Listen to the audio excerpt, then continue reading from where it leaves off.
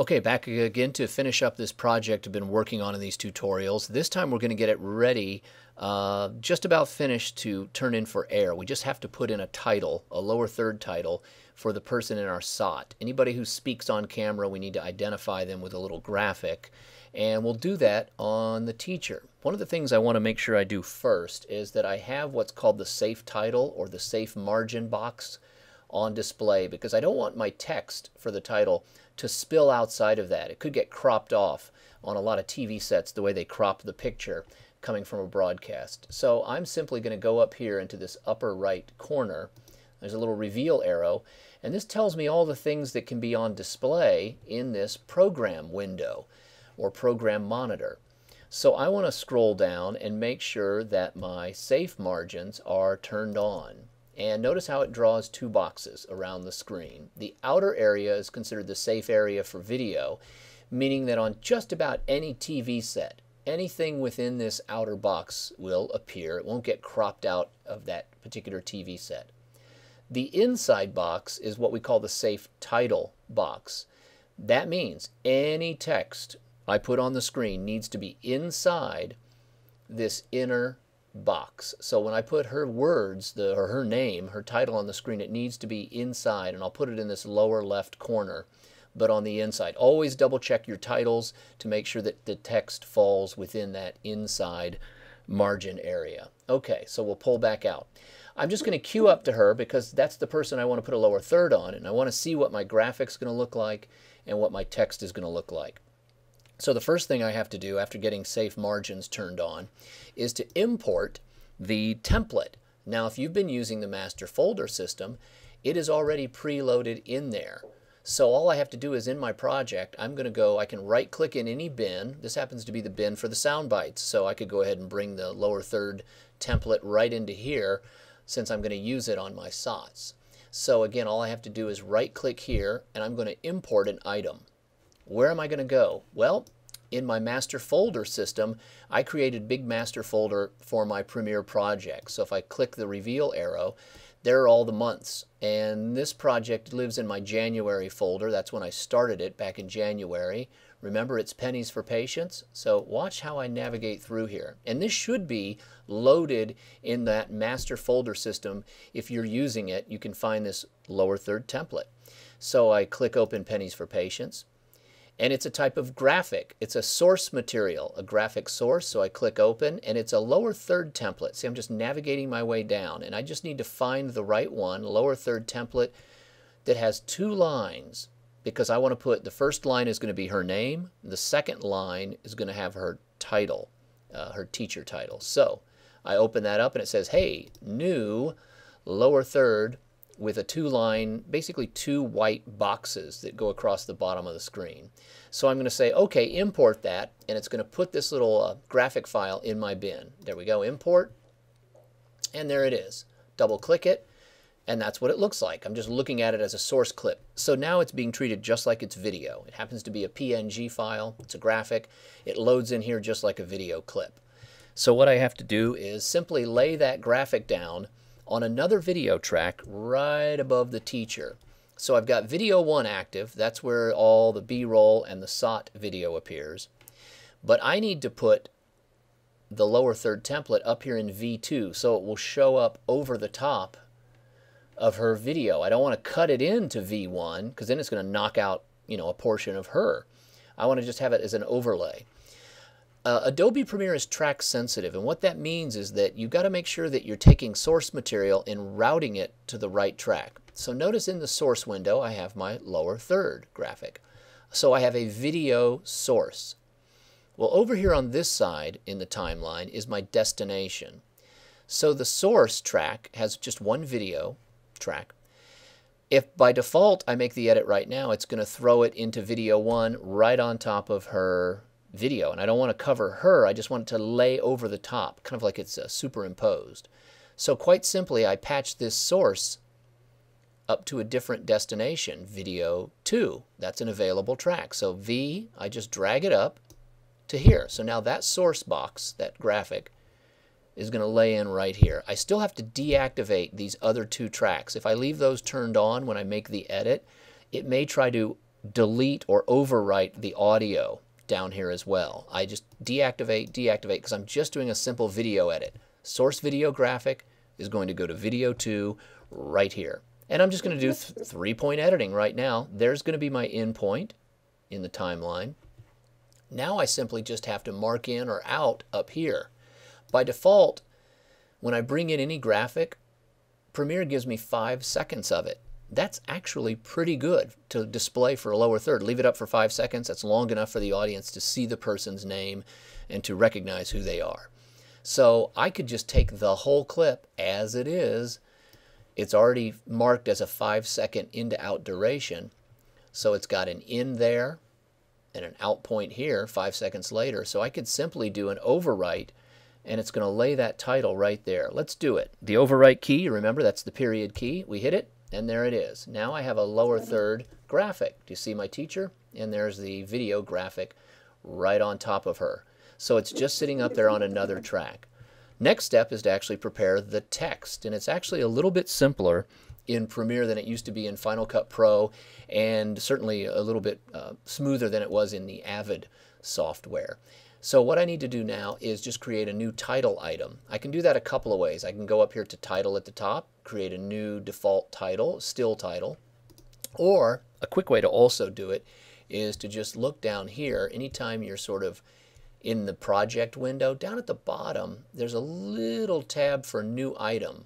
I can click that and say, I want a new title.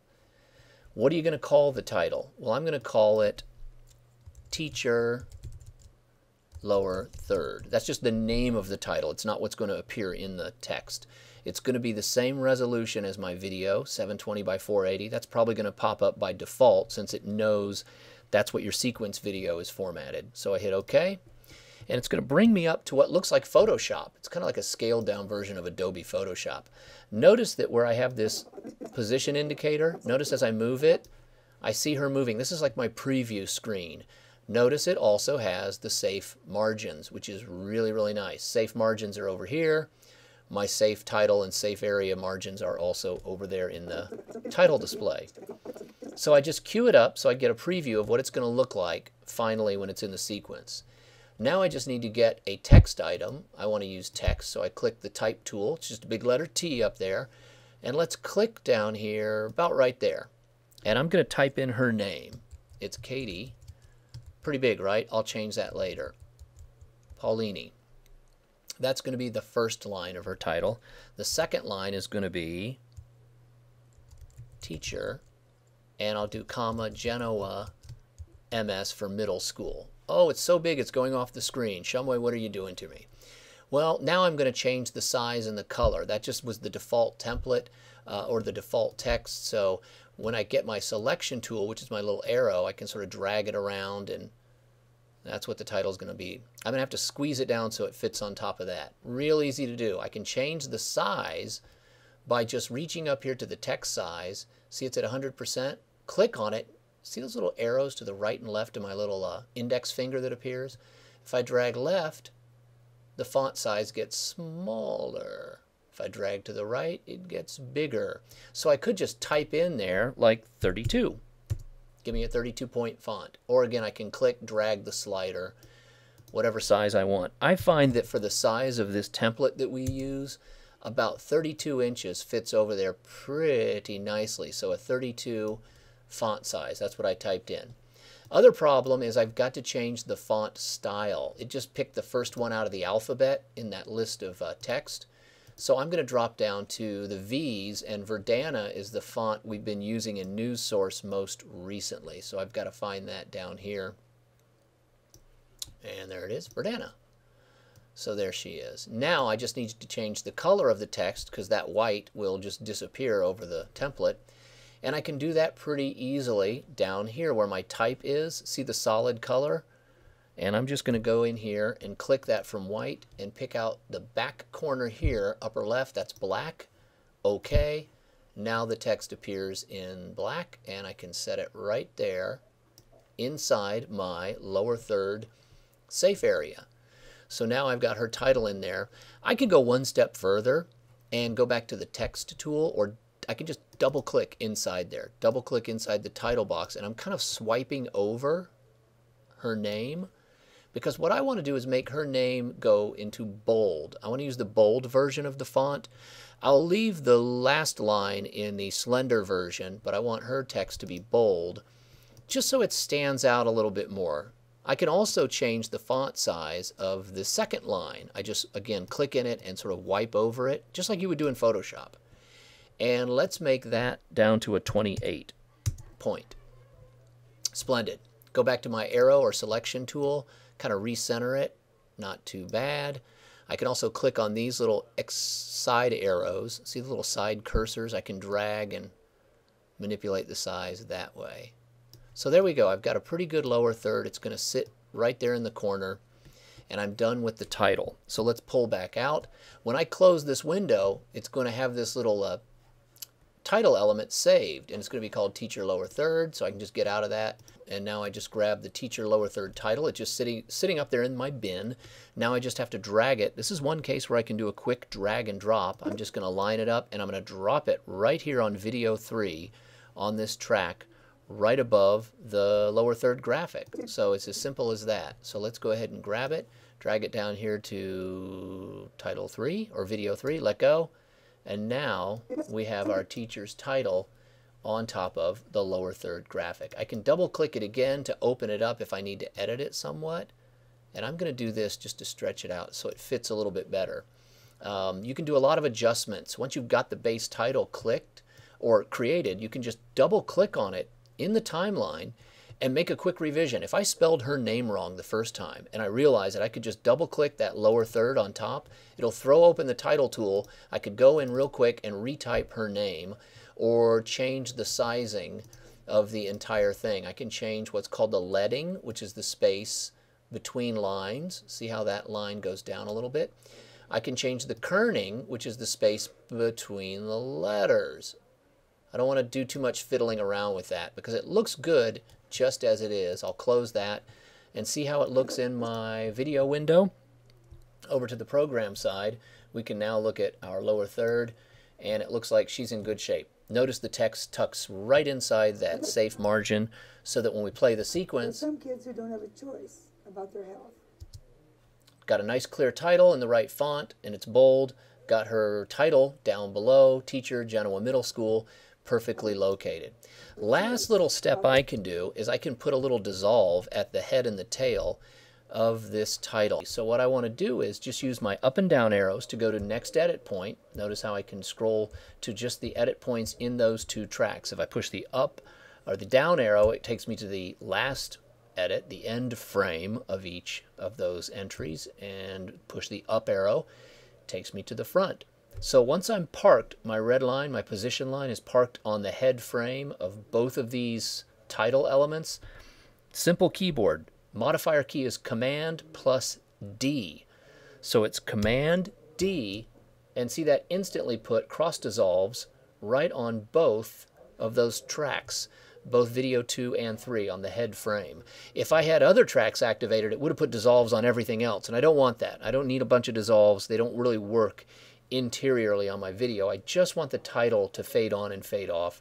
So video 2 and 3 are activated. Let's push the down arrow. We'll jump to the end of the title elements, Command D, and there we go. Pull back a little bit, and we'll see how it looks. So her title will just dissolve on. There's some kids who don't have a choice about their health, but they still need help. And it dissolves off.